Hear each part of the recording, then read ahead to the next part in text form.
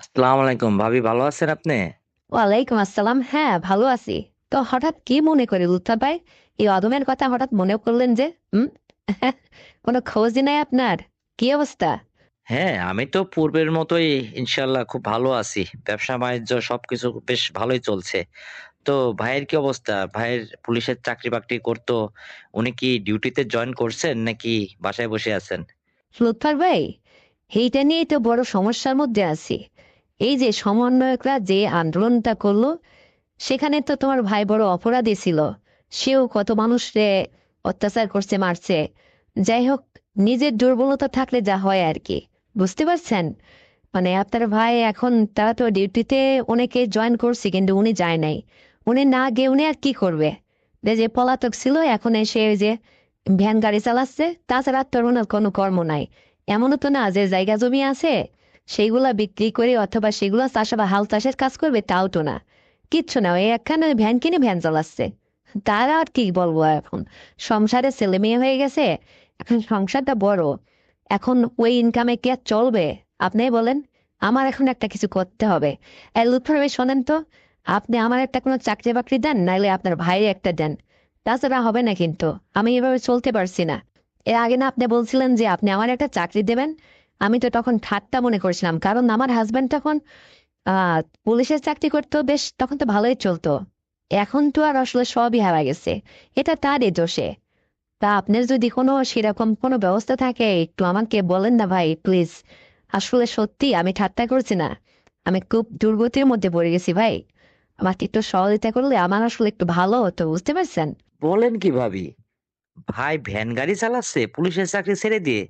অসম্ভব। এইটা আসলে আমি মানতে পারছি না। আপনি মনে হয় আমার সঙ্গে ঠাট্টা করছেন ভাবি। তাই কি হয় নাকি? কেন ভাই কি নিজে হাতে কাউরে মারছে? আর ভাই যদি কোনো কিছু করেও থাকে, ওই সময় তো পুলিশরা প্রশাসন যাই ছিল না ছিল, এটা শেখ হাসিনা নিজের হুকুমের গোলাম ছিল। উনার হুকুমে অনেক কিছু করছে, তারা অপরাধ করছে। আর তার জন্য তো আহ অনেকেরই সাজা হয়েছে, অনেকের দেশ ছেড়ে পালাইছে। তো ভাই যদি মার্ক হয়ে না থাকে তাহলে তো চাকরিতে জয়েন না করে ভুল করছে মনে হয়। এটা আসলে তার দুর্বলতা। আরে ভাই, আপনার ভাইয়ের মধ্যে এতটাই ভয় ঢুকছে, মানে তার সামনে অনেক পুলিশ অফিসারকে পুরাই দেওয়া হয়েছে, মারা হয়েছে। এই সমস্ত অনেক কিছু হয়েছে, যার কারণে মানে উনি আর ওই চাকরিই করবে না। ওই চাকরির কথা শুনলে ওনার ভিতরটা চমকে ওঠে।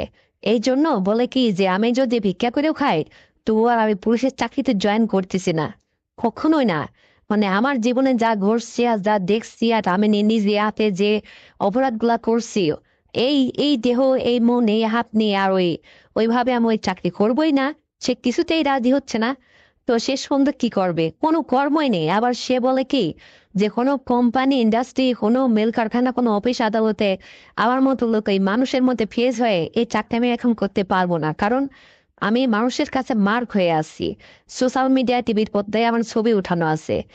তারা যদি আমাকে পায় একদম দিনের বেলা, তারাই মানে ই করে ফেলবে।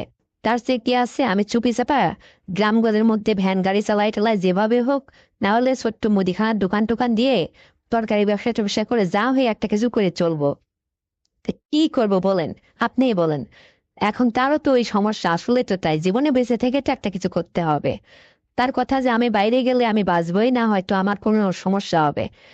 আমি ওই জন্য তার তার দিকে তাকে আর কি, তাকে কোনো প্রেশার দিচ্ছি না। আসলে তার যেটা ভালো হয় সে সেটাই করুক। তো এই জন্য বললাম কি যে তাকে বাদ দিয়ে আপনার ফ্যাক্টরিতে আমাকে একটু কাজের ব্যবস্থা করেন। আমি যাব। আপনার ইতিপূর্বে আগে আমাকে বলছিলেন, আসলে আমি সেদিন সত্যি ঠাট্টা করে বলছিলাম। কিন্তু আজ আমি আপনাকে সত্য বলছি, মানে একদম সত্য সত্য। আপনি আমাকে কবে ডাকবেন বলেন? বলেন কি ভাবি? আপনার কথা যতই শুনছি আমি ততটাই যেন অবাক হয়ে যাচ্ছি। এই দুর্গতি হয়ে গেছে? আচ্ছা ভাবি, আপনি বলুন তো, আপনার লেখাপড়া কতদূর করছিলেন? লেখাপড়া তেমন একটা না ভাই। অনার্স পাশ করে তারপরেই বাবা মা আমাকে এই পুলিশের সঙ্গে বিয়ে দিয়ে দিছিল। এই তো আর কি, চলবে। হ্যাঁ ভাবি, তাহলে তো বেশ বড়ই ভালো হয়। চলবে না মানে? 100 বার চলবে। এক কাজ করুন আপনি। আপনি আগামী শনিবার থেকে আমার অফিসে জয়েন করেন। গার্মেন্টসের এদিকে আপনার কোনো কাজ নেই। শুধু আপনি আমার অ্যাসিস্ট্যান্ট হয়ে অফিসে থাকবেন। আপনাকে একটা সুপ্রিম পাওয়ার দেওয়া হবে। বুঝতে পারছেন? রুদ্ধ ভাই, আপনি সত্যিই বলছেন? বলেন কি? তাহলে তো আমার মাথার উপর থেকে বড় একটা বোঝা নাবে ভাই। আপনি আমাকে রক্ষা করলেন, কারণ দেখেন আমি চলতেই পারছি না, আর এই লজ্জার কথাটা কাউকে শেয়ার করতে পারছি না ভাই। আসলে আপনি আমার সেই মানে মানে হাই স্কুলের সেই বাল্য বন্ধু, কিন্তু আজ আপনি গার্মেন্টস মালিক হয়েছেন আর আমি আজকে একটা সাধারণ পুলিশ কনস্টেবলের বউ হয়েছি। এতটুকুই পার্থক্য ভাই। তো সেই থেকেই তো আপনার সঙ্গে আমার পরিচয়। তো আপনি যদি আমাকে এই উপকারটুকু সত্যি করেন ভাই, আসলে আমি খুব খুশি হলাম। শনিবারে তাহলে যাব। হ্যাঁ ভাবি, আপনি শনিবার থেকে জয়েন করেন। আর আরেকটা কথা শোনেন, আমি যখন যেখানে যাই আমার গাড়িতে সবসময় আপনি আমার পাশেই থাকবেন। এইটা আসলে ভাই আবার মাইন্ড করবে না তো? যদি তাকে বুঝিয়ে সুঝিয়ে আপনার চাকরিটা করতে পারেন, সেলারিটা ১ম থেকেই বেশ ভালো মোটামুটি একটা সেলারি ধরা হবে। যেটাতে মোটামুটি আপনার সংসারটা চলতে পারবে। বুঝতে পারছেন? আমি নাম বলব না। তবে আপনি ১ টা মাস ১ম এ ডিউটি করেন, সেলারিটা আপনার হাতে দিব। তারপরে আপনি খুশি মনে বাসায় ফিরবেন। তবে আরেকটা শর্ত আছে। আমি যখন যেটা করতে বলব আপনি কিন্তু আমার সঙ্গে সেটাই সেভাবে মন জুগিয়ে চলতে হবে। পারবেন তো? হ্যাঁ, আমি তো ডিউটি ঠিক করেই করব। মানে আমার ডিউটির মধ্যে কোনো গাফিলতি থাকবে না।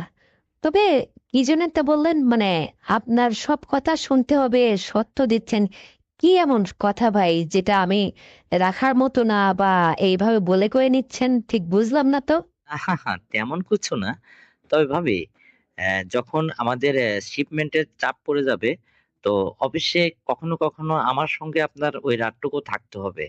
আ পরের দিন আপনি আবার ডিউটি করে তারপরে বাসায় ফিরবেন।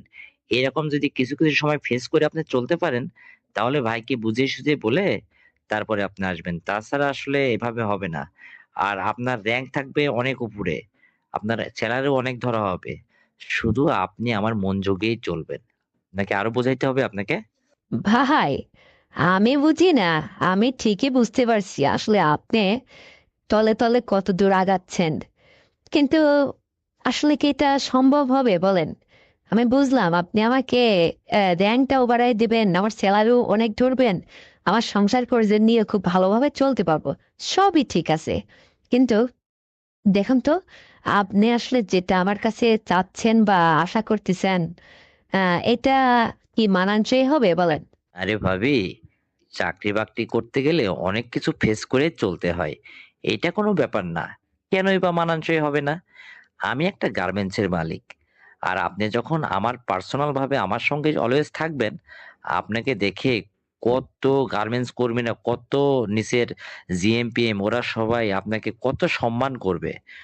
আর আপনি শুধু মানে আমাকে একটু মনটা জুগিয়ে চলবেন। দেখেন আমার কিন্তু এইসবের কোনো অভাব নেই।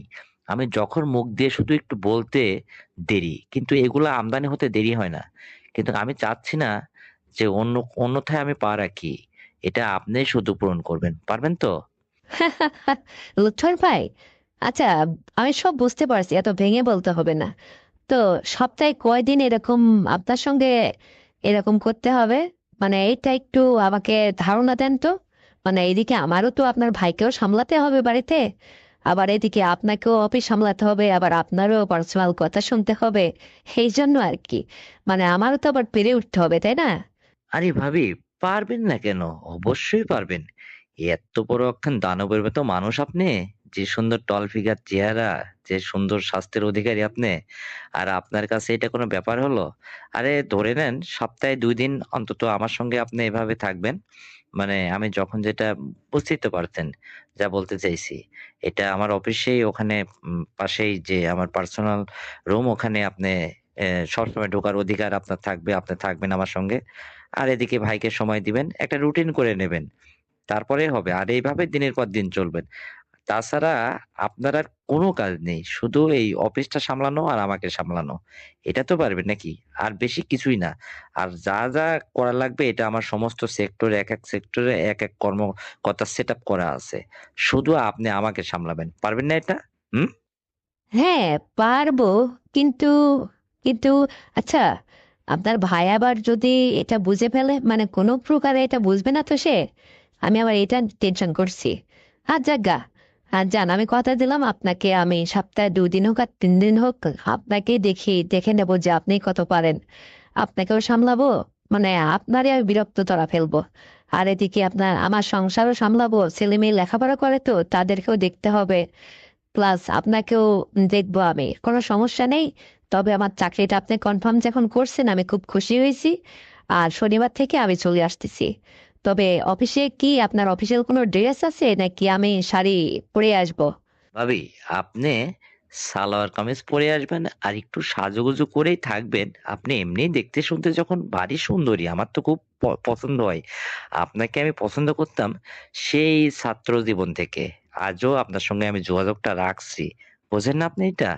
তবে আপনি এক কাজ করবেন, সালোয়ার কামিজ পরে আসবেন, সুন্দরভাবে আসবেন, যাতে আপনাকে দেখে সবসময় আমি স্যাটিসফাইড থাকি, খুশি থাকি। বুঝতে পারছেন? আর আপনি ভাইকে এদিকে টাকা-পয়সা যখন সংসার রাজার হালে চলবে সুন্দরভাবে, তখন ভাইও আপনাকে আর কোনো মাইন্ড করবে না বা এমন কোনো কিছু বলবে না। কোনো সমস্যা নেই। তাকেও চালাবেন, প্লাস আমার দিকে আপনার একটু সুনজর রাখলেই হবে। আর আমি মালিক হয়ে যখন আপনার মাথার উপর আমার হাতটা রাখছি, আপনার সাংসারিক টেনশন আর থাকবে না। একদম অভাব দূর হয়ে যাবে। এদিকে আপনি নিশ্চিত থাকুন ভাবি। ঠিক আছে ভাই, আমি আপনার কথা শুনে খুব খুশি হলাম, আর আমার খুবই আনন্দ হচ্ছে ভাই। তবে লুৎফর ভাই, আমি কিন্তু শনিবারে আসছি, আর এই খুশির সংবাদটা আপনার ভাইকে আজকে বাসায় আসলে তাকে সবকিছু বুঝিয়ে বলবো, বলে টলে আমি আপনাকে মাঝখানে একবার ফোন দিয়ে জানাই দিব। আর শনিবারে অবশ্যই আমি আসছি। তো এখন ফোনটা রাখি। আর না হয় আপনি রাত্রে একবার আমাকে ফোন দিয়েন। আর আপনি আমাকে যেটা বলছেন, আপনি নিশ্চিন্তে থাকুন, সব হবে। পাগল কোথাকার, হাসি না আমি, দেখবো আপনি কত পারেন। এই নিয়ে কোনো টেনশন করেন না তো। এতদিন আগে বললেন না, এই আগে বললেও তো আমি আপনার কাছে যেতাম। এখন অভাবে পড়ছি তাই আরো এটা, আপনার ঠিক সঠিক সময় আমাকে চাকরিটা দিচ্ছেন। চিন্তা করে বুকা ছেলে। ঠিক আছে, রাখতেছি। রাত্রি একটু ফোন টোন পারলে দিও। হুম। ওকে, আল্লাহ হাফেজ। ওকে, আল্লাহ হাফেজ। তো বন্ধুরা, আমার এই সংলাপটি শুনে আপনি যদি বিন্দুমাত্র বিনোদন পেয়ে থাকেন, তাহলে এক্ষুনি চ্যানেলটিকে সাবস্ক্রাইব করে দিন, ভিডিওতে একটা লাইক দিন, আর শেয়ার করে অন্যকে দেখার সুযোগ করে দিন। আর হ্যাঁ বন্ধুরা, আবার নতুন আরেকটি গল্প নিয়ে আসছি, ততক্ষণে সবাই নিজের স্বাস্থ্যের যত্ন নিন। আল্লাহ হাফেজ।